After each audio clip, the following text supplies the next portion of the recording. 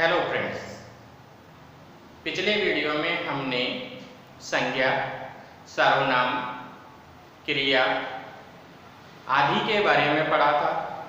आज हम विशेषण के बारे में पढ़ेंगे। आज मैं आपको विशेषण का अर्थ, विशेषण की परिभाषा, विशेषण के भेद और विशेष्य के बारे में बताऊंगा। सबसे पहले विशेषण शब्द में ही अर्थ छिपा हुआ है। जो शब्द किसकी संज्ञा और सर्वनाम की विशेषता बताते हैं, ऐसे शब्दों को ही विशेषण कहते हैं। यानी जो संज्ञा और सर्वनाम की विशेषता बताए वे विशेषण है। परिभाषा में भी यही बात आ रही है कि परिभाषा देखिए, जो शब्द संज्ञा या सर्वनाम की विशेषता क्या, गुण, दोष, संख्या, परिणाम के बारे में बताते हैं, उन्हें विशेषण कहते हैं। जैसे ईमानदार आदमी, अच्छा लड़का, काली गाय, मोटा आदमी, वीर पुरुष आदि। तो देखिए यहां पर जो है ये ईमानदार जो है ये विशेषण है, आदमी संज्ञा है, अच्छा विशेषण, काली विशेषण, मोटा विशेषण, आदमी की यहाँ विशेषता बताई जा रही है, वीर पुरुष इत्यादि।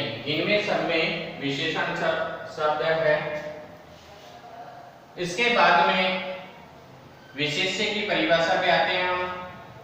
विशेष्य की परिभाषा, विशेष्य की परिभाषा क्या होती है, देखिए विशेषण जिस संज्ञा या सर्वनाम की विशेषता बताता है उसे विशेष्य कहते हैं।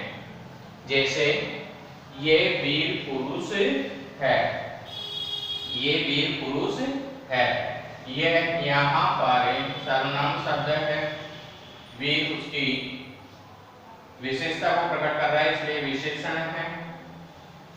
तो इस तरीके से विशेषण शब्द जो है वो विशेषताओं को प्रकट करते हैं। अब बात आती है विशेषण के भेद। विशेषण के मुख्य रूप से चार भेद है, हालांकि ऐसे बहुत से भेद उसमें और भी है, लेकिन मुख्य रूप से इसके चार भेद ही है। कौन कौन से? पहला गुणवाचक विशेषण, संख्यावाचक विशेषण, परिमाणवाचक विशेषण और सार्वनामिक विशेषण। इसकी मैंने एक ट्रिक बताई है जो याद रखें आप। सार्वपरी संख्या के गुण, सार्वपरी संख्या के गुण।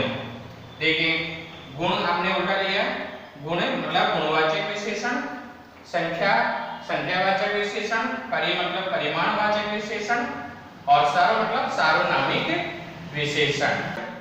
गुणवाचक विशेषण की परिभाषा है जिस विशेषण के द्वारा विशेषण के गुण अथवा दोष, भाव, रंग, आकार, स्थान, समय, अवस्था आदि का बोध होता है, उसे गुणवाचक विशेषण कहते हैं।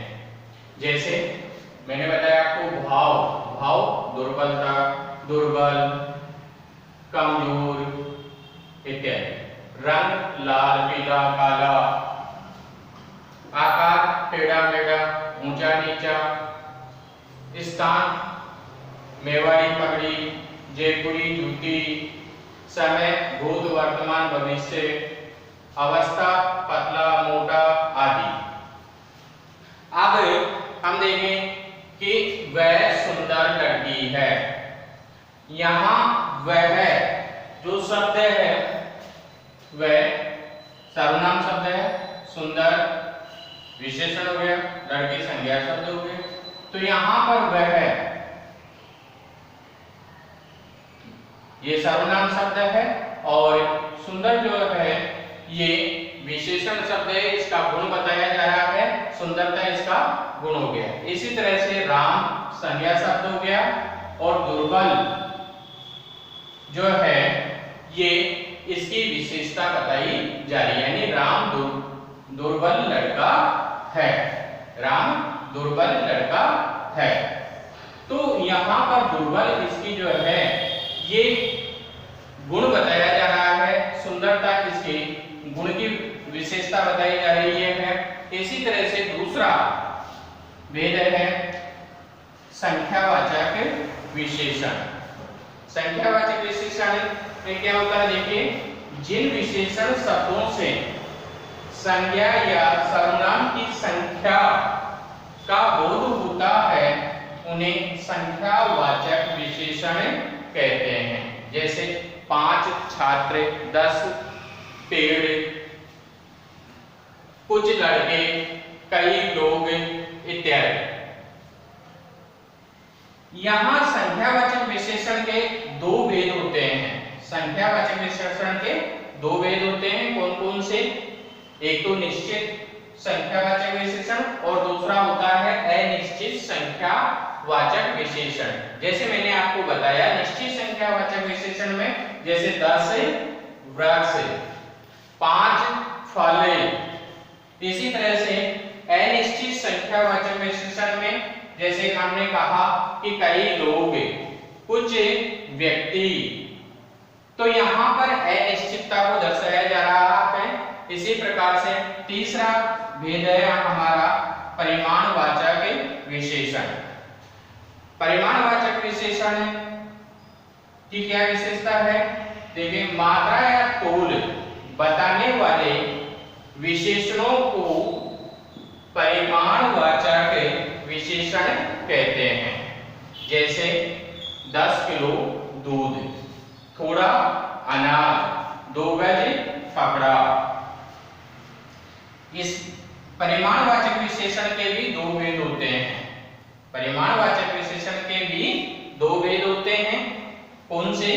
पहला निश्चित संख्यावाचक, निश्चित परिमाणवाचक विशेषण, और दूसरा है अनिश्चित परिमाणवाचक विशेषण। जैसे निश्चित परिमाणवाचक विशेषण में हमने कहा कि 4 किलो चीनी चाहिए, तो यहाँ 4 किलो जो है ये निश्चित मात्रा यहाँ पर बताई गई है।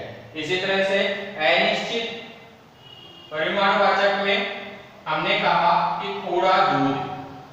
अब यहाँ निश्चित मात्रा के बारे में नहीं बताया गया है, तो यहाँ इसकी अनिश्चितता का बोध हो रहा है। चौथा भेद सार्वनामिक विशेषण। जब कोई सर्वनाम शब्द संज्ञा के पहले आए तथा विशेषण शब्द की तरह संज्ञा की विशेषता बतलाए, इसकी विशेषण शब्द की तरह संज्ञा की विशेषता बतलाए, उसे सार्वनामिक विशेषण कहते हैं। जैसे ये मूर्तियां अच्छी है। यहाँ मूर्तियां जो है संज्ञा शब्द है और ये सर्वनाम शब्द है। इसी तरह से कौन? आदमी। यहाँ भी आदमी जो है संज्ञा शब्द है, कौन सर्वनाम शब्द हो गया। ठीक है, तो ये हमारे चारों भेद कंप्लीट हुए। अब इसके बाद में बात आती है कि संख्यावाचक और परिमाणवाचक विशेषण में क्या अंतर है। तो देखिए, छोटा सा अंतर है। क्या? संख्यावाचक विशेषण का प्रयोग गणनीय वस्तुओं के लिए होता है। किसके लिए? गणनीय वस्तुओं के लिए, यानी जिन वस्तुओं को गिना जा सके उनके लिए संख्यावाचक विशेषण का प्रयोग होता है। जैसे सेब, पेंसिल, पुस्तक, आम आदि। हमने कहा 2 सेब दीजिए, 1 पैकेट पेंसिल दे दीजिए, 2 पुस्तक दे दीजिए, 2 जा सकता है। जबकि क्या है? परिमाणवाचक विशेषण का प्रयोग अगणनीय वस्तुओं के लिए होता है। जैसे चावल, कपड़ा, जमीन आदि। तो इस प्रकार से ये हमारे विशेषण कंप्लीट हुए। आपको यदि हमारा ये वीडियो पसंद आया तो आप इसे लाइक करना और सब्सक्राइब करना न भूलें, ताकि हम और वीडियो बना सके। धन्यवाद।